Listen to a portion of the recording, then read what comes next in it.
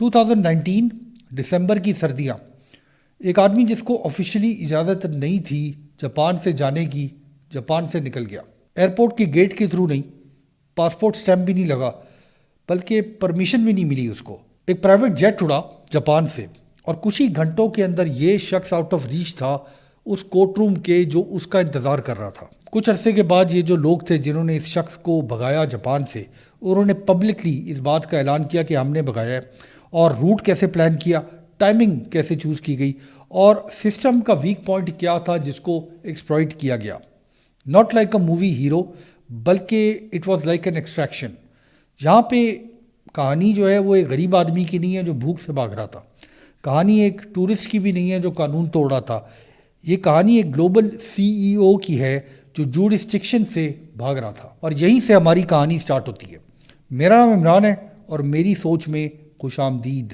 یہ جو کہانی ہے کارلوس گون کی، یہ گلٹ اور انوسنس کے بارے میں نہیں ہے، یہ جاپان ورسز دا ویسٹ کے بارے میں بھی نہیں ہے، یہ کوئی کورٹ روم ڈبیٹ بھی نہیں ہے. یہ کہانی ایک آدمی کے رائز کی کہانی ہے. اتنا اونچا وہ گیا، اتنا وہ کمپلیٹ گیا کہ بہت سالوں تک دنیا کا بھی یہ خیال تھا، اور شاید اس شخص کا اپنا بھی یہ خیال تھا کہ جو بارڈر ہیں دنیا کے، یہ صرف بیک گراؤنڈ نوائز ہے. اور اس سبق کی بھی ایک کہانی ہے جب بارڈر ایک دیوار کی طرح واپس آ جاتے ہیں. Carlos Ghosn, he was born in Brazil 1954 میں. لیبنیز روٹس تھیں اس کی، اور later he carried multiple nationalities, multiple identities throughout his life. Lebanese, French, Brazilian. اور شروع سے اس کی بایوگرافی ایک موومنٹ کی بایوگرافی ہے. پہلے وہ فرانس گیا پڑھنے کے لیے into elite engineering education, Ecole Polytechnique, اور اس کے بعد مائنز پیرس. وہ انسٹیٹیوشنز جو آپ کو ایک بروٹل سچائی سکھاتے ہیں. ایموشن سے آپ سسٹم کو فکس نہیں کر سکتے، پریسیشن سے سسٹم کو فکس کیا جاتا ہے. اور اس کے بعد ہی انٹرڈ دا ریئل فرنس، یعنی میشلن ٹائر کمپنی. کوئی گلیمر نہیں تھا اس کام کے اندر، کوئی تالیاں بھی نہیں تھی اس کام کے اندر. فیکٹریز تھیں، ڈیڈ لائنز تھیں، مارجنز تھے. یہاں پہ یعنی میشلن کے اندر جو لیڈرشپ تھی وہ ایک تقریر یا سپیچ نہیں تھی، وہ ایک نمبر تھا that has to survive inspection every month. اور یہاں پہ کارلوس گون کی کہانی کا پہلا لیسن ہے. انڈسٹریل زندگی کے اندر اگر آپ ہو، اگر آپ کسی انڈسٹری کے اندر کام کرتے ہو، تو رسپیکٹ، عزت جو ہے وہ صرف رزلٹ سے ارن کی جاتی ہے، پرسنالٹی سے نہیں ارن کی جاتی. اس کے بعد کارلوس گون کو ساؤتھ امریکہ بھیج دیا گیا. ہارڈر، لاؤڈر اینڈ لیس فارگیونگ. اس کو لیڈرشپ رولز کے اندر ڈالا گیا. وہ بہت ہی ینگ تھا. ایک ایسی انوائرمنٹ جہاں پہ انفلیشن تھی، ایک ایسی انوائرمنٹ جہاں پہ پولیٹیکل انسٹیبلٹی تھی، اور جہاں پہ اتنا پریشر تھا کہ آپ ایکسکیوز نہیں کر سکتے تھے. اور انہی دنوں میں جب وہ ساؤتھ امریکہ کے اندر تھا تو اس کے اندر ایک بہت بڑی تبدیلی آ گئی. وہ اس قسم کا آدمی بن گیا جو گرمی کے اندر بھی کام کر سکتا تھا. وہ اس قسم کا آدمی بن گیا جو کاسٹ کو کٹ کر سکتا تھا، اور کاسٹ کو اتنی سختی سے کٹ کر سکتا تھا، لوگوں کو نوکری سے اتنی تیزی سے نکال سکتا تھا کہ ایسے لگتا تھا کہ اس کے اندر گلٹ ہے ہی نہیں، اور جو کیوس کے اندر جا کے اس کو آرگنائز کر سکتا تھا. اور یہی انسپریشنل پارٹ ہے اس کہانی کا. ہم جو لوگ ہیں، ہمیں جو لوگ ٹاپ پہ نظر آتے ہیں، کمپنیز کے بڑی بڑی آرگنائزیشن چلا رہے ہوتے ہیں، یہ پیدا نہیں ہوئے ہوتے ٹاپ کے اوپر. وہ خاموش کمروں کے اندر اپنی ڈیسٹنی لکھ رہے ہوتے ہیں. Eventually Carlos Ghosn Michelin tyre company سے رینالڈ، جو کار کمپنی ہے فرانس کی، اس میں چلا گیا بائی دا لیٹ 1990s. جو دنیا تھی اس کے آس پاس، وہ اس کو ایک اتنا بڑا پرائز دینے لگی تھی جس کے بارے میں وہ سوچ بھی نہیں سکتا تھا، اور وہ تھا جاپان. نیسان، جو جاپان کی ایک بہت بڑی کار مینوفیکچرنگ کمپنی تھی، اسٹرگل کر رہی تھی. اس کو ریسکیو کی ضرورت تھی، اور جاپان میں ریسکیو آسانی سے نہیں کیا جاتا کمپنیز کو. رینالڈ نے یہ ڈیسائیڈ کیا کہ وہ الائنس بنائے گی نیسان کے ساتھ. مگر ایک ایسا فیصلہ کیا رینالڈ نے جو سننے میں انتہائی سمپل لگتا ہے مگر انتہائی ایکسپلوسیو تھا ریالٹی میں. اس نے سوچا کہ فورن ایگزیکٹو کو بھیجا جائے into the Japanese car giant, اور اس کو وہ کرنے کی اجازت دی جائے جو جاپان کے بزنس ایتھکس اور جو سٹائل آف بزنس جاپان میں کیا جاتا تھا اس سے بالکل اپوزٹ ہو. Carlos Ghosn arrived at Nissan like an outsider. مختلف زبان، مختلف سوشل رولز، اور انتہائی different corporate religion. October of 1999 Nissan نے اناؤنس کیا revival plan under Carlos Ghosn. Cost کو کٹ کر دو، ڈیٹ کو ریڈیوس کر دو اور پروفٹیبلٹی کو دوبارہ ری بلڈ کرو. یہ جو پلان تھا کارلوس غون کا، یہ کوئی سافٹ پلان نہیں تھا. فیکٹریز کو بند کیا گیا، جابز کو ختم کیا گیا، اور جو پرانی لائلٹیز تھی. دیکھیے جاپان کے اندر ایک عادت تھی لوگوں کی کہ جو شخص ینگ لائف میں ایک کمپنی کے اندر کام شروع کرتا تھا وہ ریٹائر بھی اسی کمپنی سے ہوا کرتا تھا. اس لائلٹی کو توڑ دیا گیا. جاپان کے اندر اس اسٹائل کو صرف مینجمنٹ نہیں سمجھا گیا، ایک سوشل رپچر سمجھا گیا. مگر جو نمبرز تھے حیرت انگیز طور پہ وہ موو کرنا شروع ہو گئے. پروفٹیبلٹی جو ہے وہ نیسان میں ریٹرن ہو گئی، ڈیٹ جو ہے وہ نیسان کی کم ہو گئی، اور ٹارگیٹس جو لوگوں کا خیال تھا کہ کبھی بھی اچیو نہیں کیا جا سکتے وہ اچانک اچیو ہونا شروع ہو گئے. اور سلولی جاپان کے جو کارپوریٹ لیڈرز تھے اور دنیا کے بھی جو تمام لوگ تھے انہوں نے اپنی ٹون چینج کر لی. جو فارینر تھا وہ سیویئر بن گیا تھا، اور جو کاسٹ کٹر تھا اب وہ لیجنڈ بن گیا تھا. اس کو نک نیم دیے جانے شروع کر دیے جاپنیز نے. وہ ایک کیس اسٹڈی بن گیا اور وہ ایک لیونگ پروف بن گیا ایک گلوبل فینٹیسی کا کہ ایک شخص اگر وہ سمجھدار ہے، اگر وہ ٹیلنٹڈ ہے، تو وہ کسی بھی ملک کے اندر جا کے کاروبار کر بھی سکتا ہے اور کاروبار کو پروفیٹیبل بھی بنا سکتا ہے. یعنی تمام دنیا کو یہ لگنا شروع ہو گیا کہ پوری دنیا گلوبل دنیا بن گئی ہے اور کہیں بھی پروفیٹیبلٹی کو under the right circumstances and right leadership تبدیل کیا جا سکتا ہے. ٹائٹلز پائل ہونا شروع ہو گئے کارلوس غون پہ، اس کی انفلوئنس بڑھنا شروع ہو گئی، اور پھر وہی ہوا جو سکسیزفل آدمیوں کے ساتھ ہمیشہ ہوتا ہے. یعنی success does what success always does, یعنی وہ آپ کی زندگی کے اندر سے فرکشن کو نکال دیتے ہیں. جب آپ کسی بھی کمپنی کے ٹاپ پہ ہوتے ہو، سی ای او کے آفس پہ ہوتے ہو، پریزیڈنٹ ہوتے ہو، تو آپ کے کمرے میں خاموشی ہوتی ہے.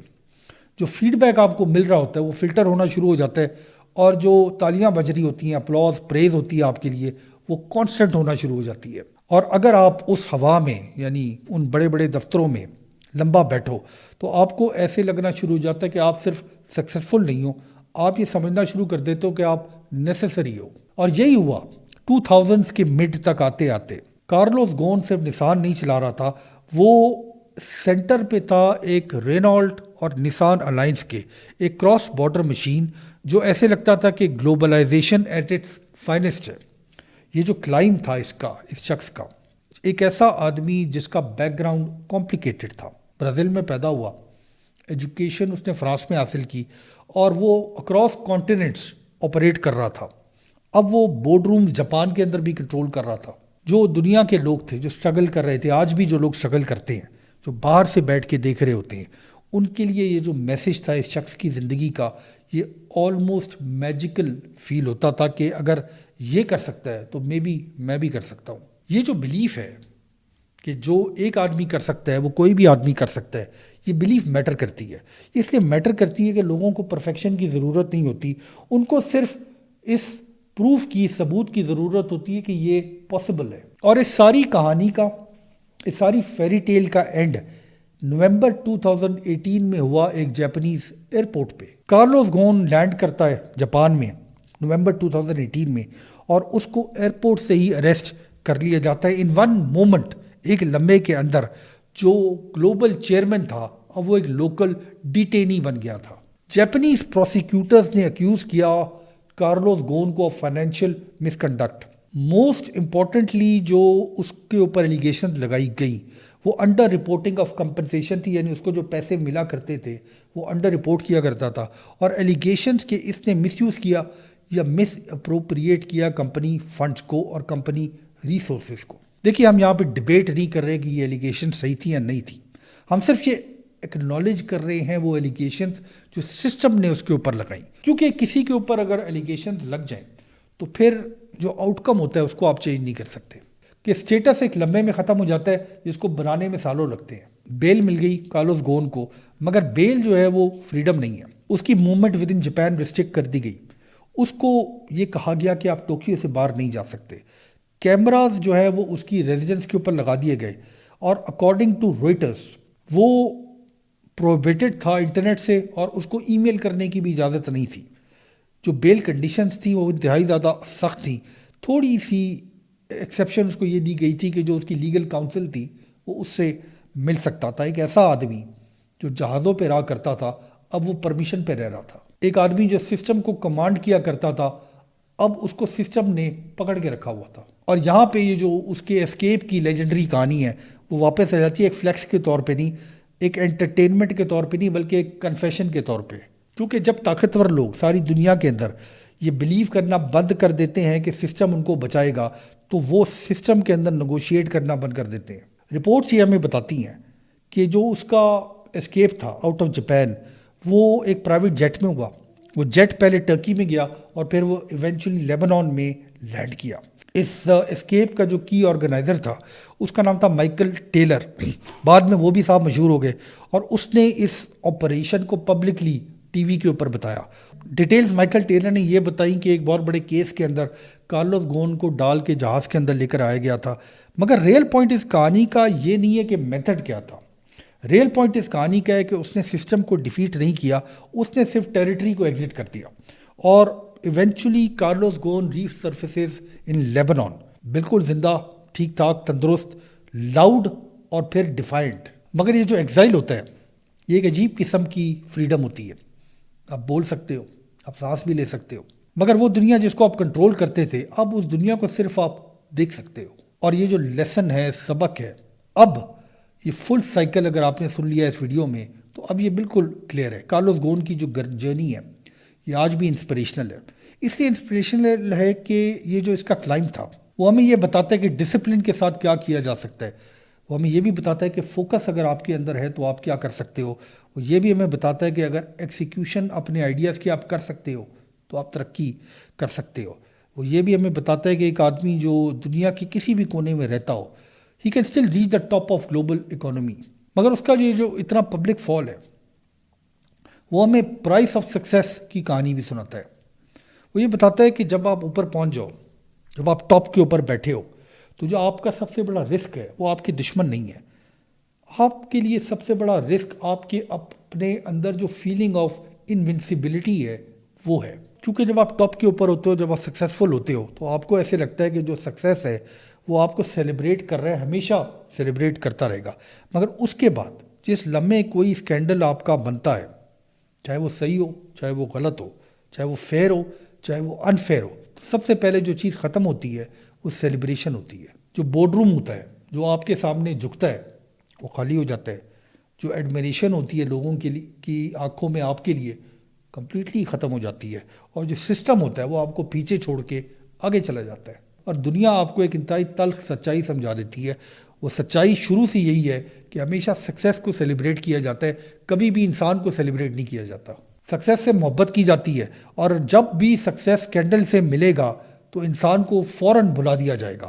اگر آپ نے یہ کہانی ابھی تک سنی ہے اور اگر آپ اپنی زندگی میں اسٹرگل کر رہے ہیں تو اس کہانی سے پوری طرح انسپریشن لیں، ترقی کریں، سیکھیں، لرن کریں اور ڈسپلن بنائیں اتنا زیادہ کہ آپ کی زندگی تبدیل ہو جائے. مگر ایک وارننگ کبھی بھی نہیں بھولیے گا، کوئی ٹائٹل پرماننٹ نہیں ہے. جو تالیاں آپ کے لیے بجیں گی ان کے اندر کوئی لائلٹی نہیں ہے. اور جو انسان ہے وہ انونسیبل نہیں ہوتا. جتنا زیادہ آپ اوپر جاتے ہیں، جو لوگ اوپر بیٹھے ہوئے ہیں وہ یہ سمجھتے ہیں کہ جو رولز ہیں وہ دوسروں کے لیے آپ پہ لاگو نہیں ہوتے. اور یہ وہ بلیو ہے جو آپ کو سب سے زیادہ نقصان پہنچاتی ہے. کوئی دشمن بھی آپ کو اتنا نقصان نہیں پہنچا سکتا. یہ میں پیسمزم کی بات نہیں کر رہا، آپ کو کلیئرٹی سمجھا رہا ہوں. اور اگر آپ کو یہ کلیئرٹی سمجھ آ جائے، اگر وہ لوگ جو آج سکسیزفل ہیں، وہ لوگ جو سب سے اوپر گئے اور پھر نیچے گرے کارلوس گون کی طرح کو، ان کو یہ بات سمجھ آ جاتی تو یہ شاید سب سے قیمتی لیسن تھا جو وہ سیکھتے اپنی زندگی میں. بہت شکریہ.